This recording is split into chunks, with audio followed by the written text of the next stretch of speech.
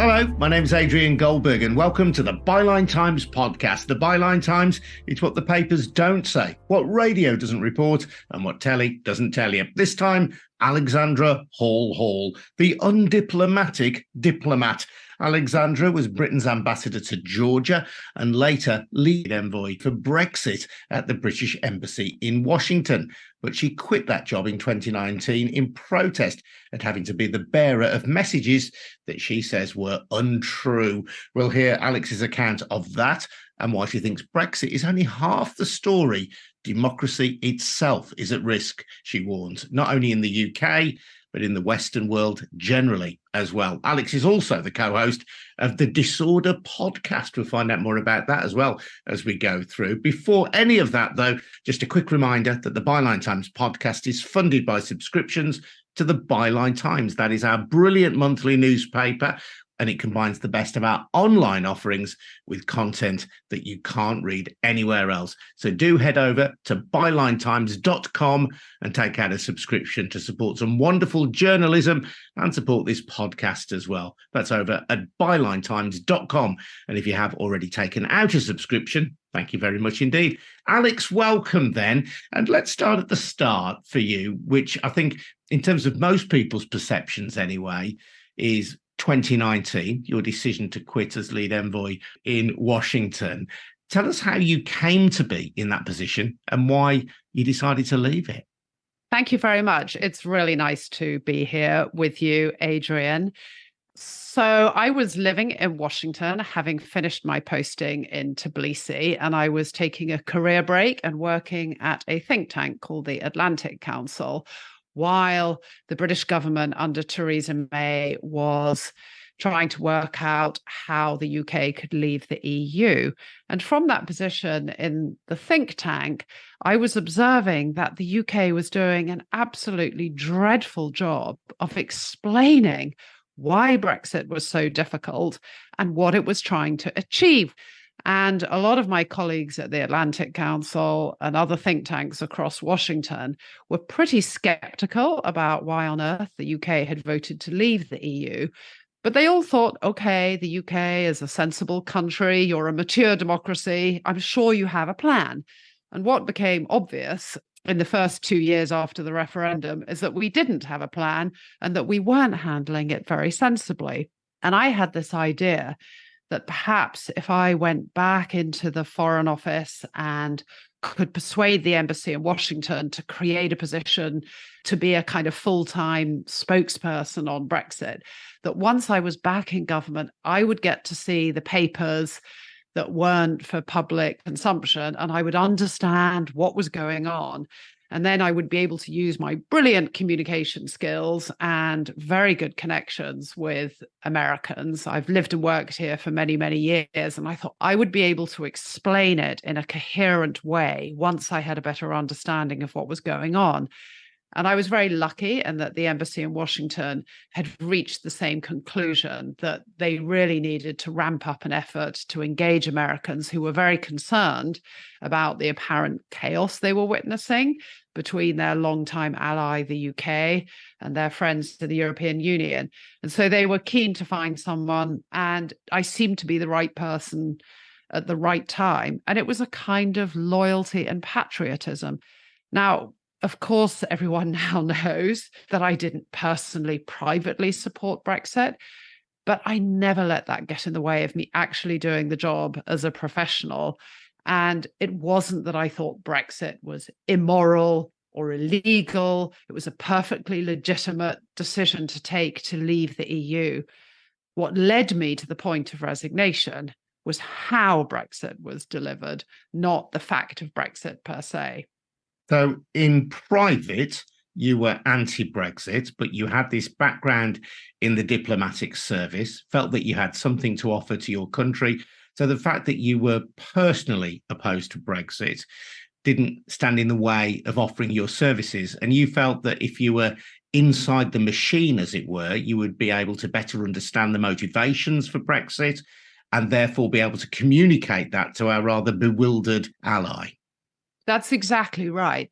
And again, it's really important for me to sort of convince listeners that it is possible to act in an impartial, professional way. There has been so much attack on the civil service in the last 5 years as the blob or a sort of hotbed of Ramonas who were determined to thwart Brexit. And the truth is 100% different.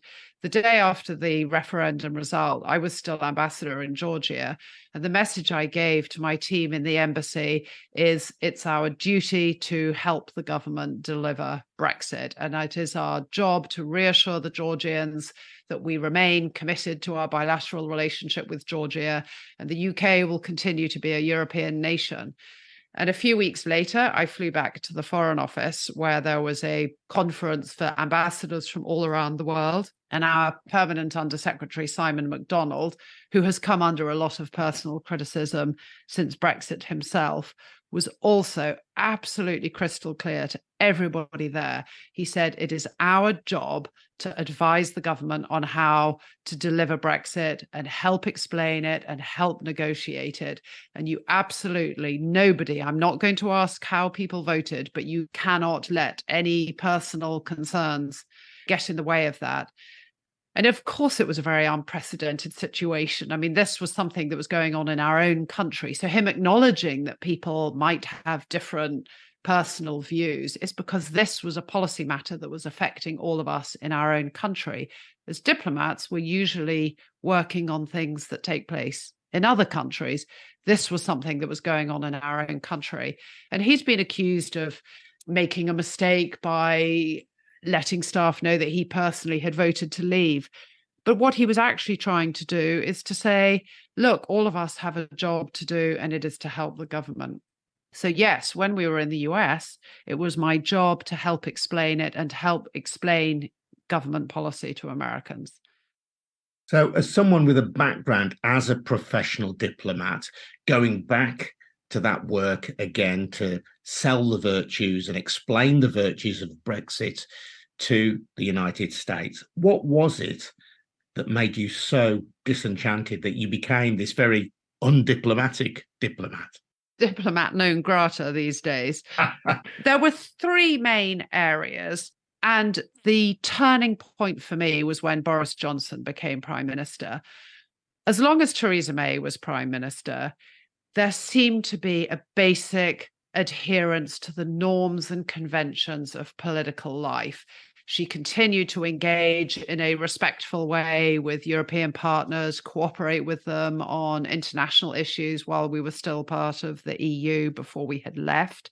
She was always fairly respectful to her colleagues in the House of Commons, and she was trying to navigate a deal that satisfied the result of the referendum to leave the EU, but to do so in a way that took into account the concerns of businesses or people who were opposed to leaving or worried about the implications. And she was, she failed because she had extreme hard levers on the right of her party who were not willing to accept any compromise except the hardest form of Brexit. And after she made the disastrous decision to hold an election, she was dependent on a very small fringe in her party. But she still tried to preserve the niceties of our political system. What changed for me when Boris Johnson became Prime Minister, immediately three things happened. First, he tried to prorogue Parliament, a decision that was found to be unlawful, and as a naked attempt to try and suppress Parliament's ability to hold his government to account and scrutinise his approach towards negotiations. Secondly, the lines to take that were sent out to civil servants and to diplomats around the world became nakedly political. For example, they would include lines requiring us to criticise the Labour Party for its stance on Brexit. And that is not something that civil servants should do. And thirdly, it required us to willfully mislead on the implications of Brexit and the kind of deal that he was pursuing. It required us to gloss over the implications of a hard Brexit for the situation in Northern Ireland. And it required us to face the concerns of business. And I actually submitted a formal complaint privately saying we are being asked to breach the civil service code, which requires us to be honest, to act with integrity, and to be apolitical. And I cited examples in these lines that were clearly disingenuous, misleading, consciously. And to their credit, the Foreign Office took my concerns very seriously. They engaged in a conversation with Number 10, and a new process was put in place for all lines to diplomats to be signed off by civil servants, not political advisors. But what happened was I would then draw on those lines when I was briefing businesses, members of Congress, or other interested parties in the US. And the first question they would say to me is, well, why is your prime minister saying something different? Because the prime minister, Boris Johnson, and other ministers of his government would continue to use these very misleading lines and saying we're going to leave without a deal and business will be fine and we can square the circle on Northern Ireland. And I was using these lines drafted by civil servants that were more accurate, but completely undercut by what our ministers were saying. So I had no credibility. And can you remember any of the lines that you were asked to repeat that you felt particularly uncomfortable with? The most difficult one was Northern Ireland, because the lines we gave were kind of hollow. They were assurances that, of course, we were committed to the Good Friday Agreement. Of course, there would be no hard border on the island of Ireland. But Americans helped broker the Good Friday Agreement and sponsor it, and they really understand the issues extremely well. Many of them are trade experts. And so they would say, well, how are you going to do that if you leave the single market and the customs union? And we would say, well, we will find solutions.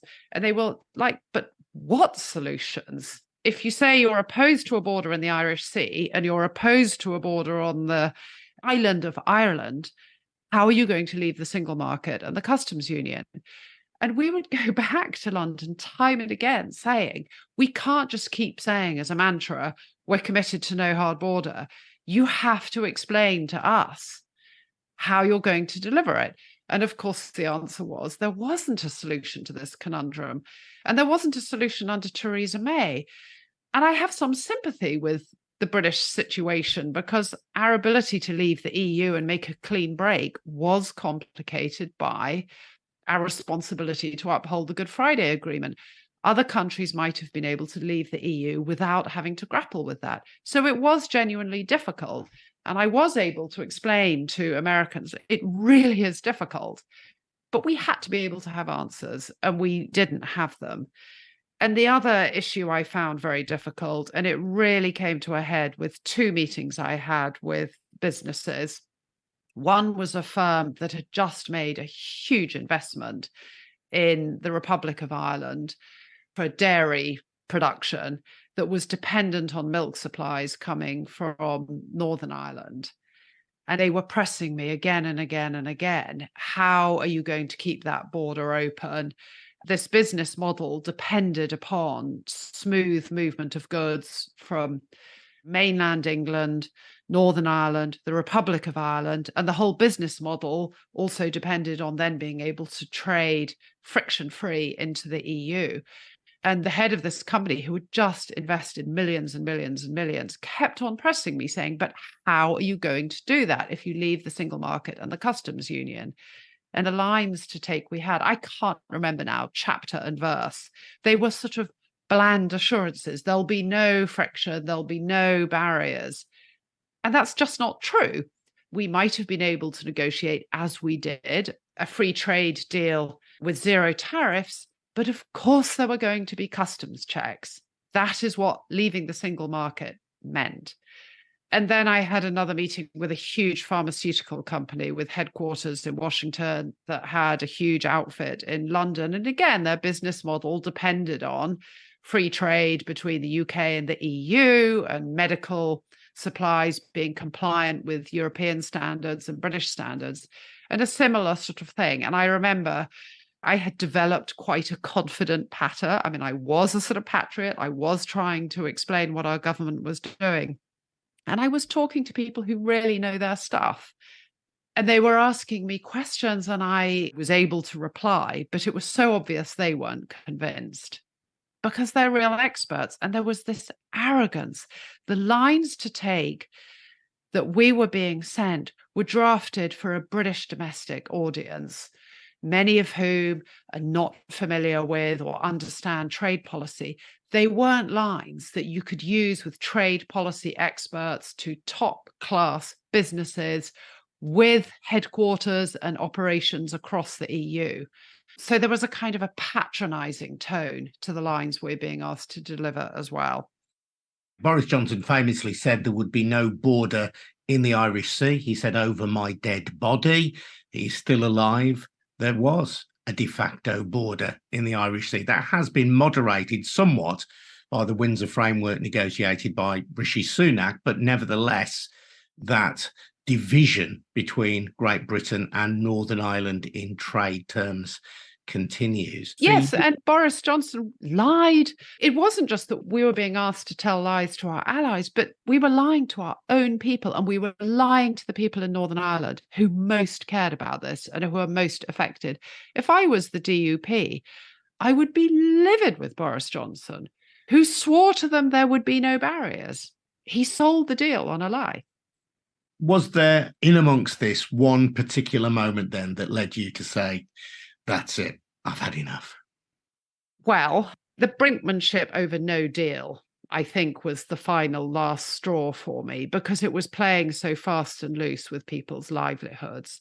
And at the time, there was a bill that had passed in the House of Commons, making it effectively impossible for the UK to leave without a deal and binding the government's hands. And members of the government and Boris Johnson himself were absolutely apoplectic about this, saying they would not adhere to that bill. I think it was the Hillary Benn legislation, and saying they absolutely were ready to leave without a deal. And this deadline of October the 31st was approaching. I want to explain something else that was going on. Every time, from under Theresa May to Boris Johnson, there were successive deadlines we were reaching when we were about to leave without no deal, unless the EU extended the deadline. Every time that happened, the entire British embassy went into emergency mode. And we had emergency planning in the embassy that was akin to the kind of emergency planning we do for a major terrorist attack or a major natural disaster. We would have emergency phones. We had rosters for people to work through the night. We had sort of gold, silver, and bronze command leaders, because everybody was ringing saying, what happens? Can we still fly to the UK? Will planes still be able to operate? Can we still take our pets? Will our scholarships still be valid? Will our visas be valid? Will we still be able to go between the UK and the rest of Europe? Businesses were saying, what's the plan? What if we can't trade? Will the borders be jammed? Will the customs be jammed? So masses of man hours were being spent on this kind of planning every time. And October the 31st was the final last time the deadline got extended. And right up to the hours before Boris Johnson finally caved and conceded and sent a letter to the EU agreeing to a further extension, we didn't know if we were about to go over a cliff edge. Now, that is extremely debilitating. Other problems are going on in the world. Other issues were needing to be addressed. And I was responsible for coordinating these emergency responses. And it was just incredibly dispiriting. And I thought, I can't keep doing this. And then an election was called for December. And I felt, if the current government wins, nothing is going to change. We're going to continue to get these misleading lines. On the other hand, I thought, if I resign after the government has won, it's such a nakedly political act, like British civil servant resigns because she doesn't like the result of the outcome, that I decided I must leave before the election. And to be fair, I have to say that Jeremy Corbyn's Labour Party was also pretty misleading on Brexit as well, was also promising a fairly sort of cakeist approach, that they would deliver Brexit better, but also without any explanation of how they would do it better. So I just felt there's unlikely to be any improvement after the election, but I have to go out before so it doesn't look like I'm reacting to that election. So I resigned a week before the election. We now have a situation in which the two major political parties in England are committed to continuing with Brexit. Clearly, the Conservative Party are, but Labour also shows no appetite for rejoining the European Union anytime soon. Even the Liberal Democrats have weakened their opposition. So where do you think Brexit has left us? If you were a diplomat now, do you think that you could at least put a position to foreign governments which is explainable, which makes sense of where we are now? No, I can't. Again, it's not because leaving the EU per se is a wrong thing to do. It's about how we have done it in a way that is so dishonest. We have never fully leveled either with our own people or with our partners and accepted the consequences of leaving the EU. And as long as you are still glossing over some of the impacts of Brexit, most obviously in terms of trade, because there are now meaningfully more obstacles to trade with our biggest partner, you cannot sell a narrative because you are basing that narrative on a fundamental misrepresentation of what we have just done. So I think that is always going to be a problem. And I do understand why nobody wants to go back into the sort of divisive, endless debates about Brexit and the terms of our future relationship with the EU. I understand why the Labour Party doesn't want to dredge that debate up. And I also think even if we could magically reverse the decision overnight and return to the EU, it wouldn't solve all the UK's problems, because actually the solution to a lot of the UK's challenges right now never had anything to do with the EU. And leaving the EU was not the solution to them, and rejoining them is not the solution either. However, as long as you don't address the elephant in that room, you are going to be trying to tackle the UK's problems with one hand tied behind your back. Brexit isn't the cause of all our economic woes, but it certainly made them all a lot harder to deal with. So that is what I find very disappointing. There is a continued failure to really come clean about the implications of Brexit. Once you've come clean about it, you can say, fine, this is the reality of where we are, but these are the things we can try and do. On foreign policy, we can act a little bit more nimbly. We'll, of course, continue to cooperate with our European partners, but we can act in a slightly different way. But we're still trying to gloss over a lot of the implications. And that fundamental lack of honesty has become entrenched in our political system. And that is very poisonous and toxic. And you think Brexit is a symptom of a wider problem with democracy in the UK and in the West generally? Explain why. Brexit is both a symptom and a cause. As I was saying before, Brexit has now made everything far worse, and it has sort of increased the toxicity of our system. But Brexit really exposed for me some of the flaws in the system. And this is what I'm now spending so much of my time on. And I'm a member of a commission looking at the structures of our political system.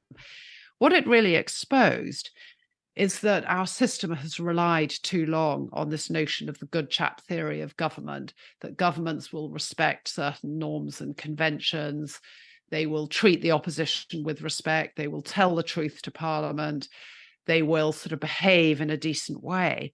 And what we actually had and witnessed was completely the opposite of that. We had a government arrogating to itself the results of an advisory referendum, unilaterally deciding for itself what kind of Brexit that meant, failing to take into account the views of fairly important constituent parts of our union, like Scotland and Northern Ireland, which voted to stay in the EU, deriding members of the judiciary as enemies of the people when they insisted on certain parliamentary rights of scrutiny, trying to prorogue Parliament when Parliament tried to hold our system to account, lying to our head of state when trying to prorogue Parliament. And the more I looked, the more I realized that our system actually has no guardrails whatsoever when we have a prime minister determined to abuse their powers to the full. We have a head of state who, by virtue of being an unelected monarch, has absolutely no ability to hold the executive to account.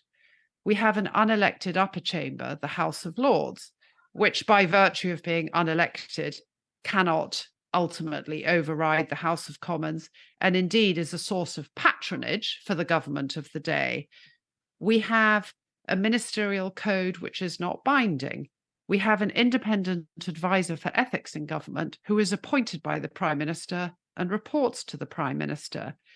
We have a first past the post system that results in a winner takes all that has led in successive parliaments elected with less than 40% of the vote. We have no written constitution to act as a guardrail. We have no Supreme Court or Constitutional Council that can assess government actions according to certain standards. So everywhere you look, some of the checks and balances that exist in other Western democracies absolutely don't exist in the UK. And the good chaps theory no longer works. And we had a government that weaponized Brexit and abused its powers and exposed just how fragile our political system is. And it has gone way beyond Brexit. The government in the last 2 years has passed laws curtailing the rights of public protest. They have passed laws curtailing the ability of judges to conduct judicial review of certain acts of the government. The government has made excessive use of so-called Henry VIII powers, which means that they pass one big bit of legislation and then arrogate to themselves the ability to make changes to that legislation or update it without having to go back to parliamentary scrutiny. They introduced new requirements for voter ID, which Jacob Rees-Mogg himself openly admitted was an attempt to facilitate Conservative voters and make it harder for people less likely to vote for the Conservatives to come and vote. They have established new powers over our election commission.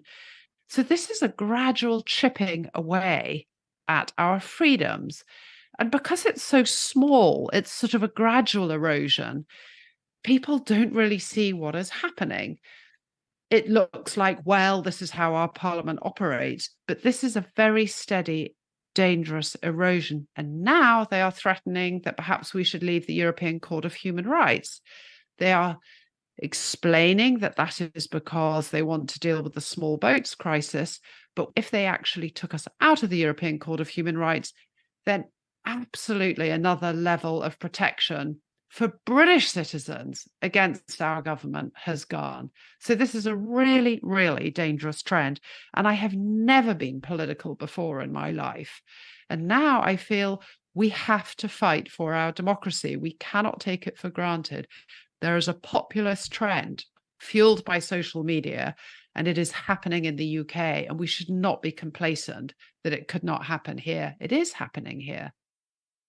You've got a new podcast out on Goal Hanger, which is Gary Lineker's company. Tell us a little bit about your podcast Disorder, because I think a lot of people will have enjoyed listening to you. Very lucid arguments that you've made, very clear in your debates. So if they want to hear more, you can find out the Disorder podcast. You're the co-host. Who with? And tell me more about it.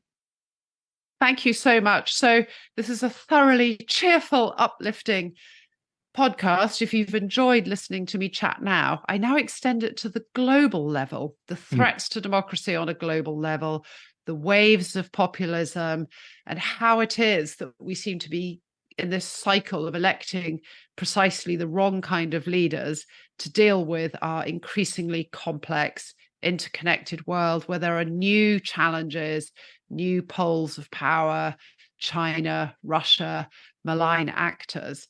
So it's a thoroughly cheerful topic. However, we do try to end every episode of the podcast with some suggestions about how we can order the disorder. And we've talked about climate change, we talk about migration, we talk about the role of NATO, what lessons can we learn from that. We've just done a bonus episode this week on the conflict in the Middle East. And my co-host is an absolutely wonderful fellow. He is an American living in London. He absolutely loves the UK. I am now an expat living in Washington, D.C. He is Jason Pack, a Middle East expert, and we are establishing a good rapport, good chemistry. And it would be wonderful if people wanted to listen to us, because if you think the world is seeming a bit mad, it is. And we're trying to explain what we can do about it. Brilliant stuff. That's the Disorder podcast with Alexandra Hall Hall and Jason Pack. Get that wherever you get your podcasts. I'm Adrian Goldberg. This has been the Byline Times podcast, and you can sometimes read Alexandra in the Byline Times. You can support our work by taking out a subscription to the brilliant monthly newspaper that is the Byline Times, now available on newsstands as well. Take out a subscription at bylinetimes.com. That's at bylinetimes.com. This episode was produced by me, Adrian Goldberg, and Harvey White in Birmingham. It's a We Bring audio production for the Byline Times. We'll see you next time. Cheers now. Bye-bye.